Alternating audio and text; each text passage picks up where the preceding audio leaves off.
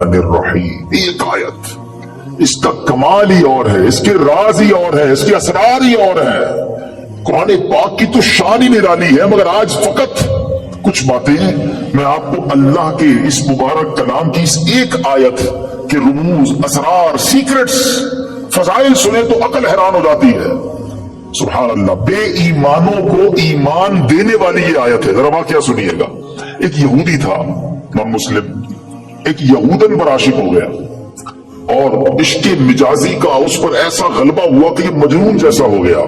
نہ کھانے پینے کا ہوش تھا، نہ آرام کرتا تھا، بڑا پریشان۔ اس زمانے میں اللہ کے ایک ولی تھے، حضرت عطا رحمت اللہ تعالی علیہ۔ ان کے پاس آیا اور کہا کہ حضور میں بہت پریشان ہوں، وہ فلاں سے عشق ہو گیا ہے، چین ہی نہیں آتا۔ آپ اللہ والے تھے، آپ نے ایک کاغذ کے ٹکڑے پر بسم اللہ الرحمن الرحیم لکھا اور کہا یہ کھا جاؤ۔ اس نے وہ کاغذ کا ٹکڑا نگل لیا کہ شاید میرا کام بچ جائے گا۔ سچی بات ہے، اس کا کام بن گیا۔ ہوا یہ کہ جیسے اس نے کاغذ کو نکلا نا، اس کے دل کی دنیا ہی بدل گئی، ایمان کی مٹھاس ملنے لگی اور اس کے دل میں نور ظاہر ہو گیا۔ عورت کے عشق کو چھوڑا اور کہتا حضور بس اب مجھے کچھ اور نہیں چاہیے، جس رب کا نام اندر گیا ہے اب کلمہ پڑھائیے، مجھے مسلمان کر دیجیے۔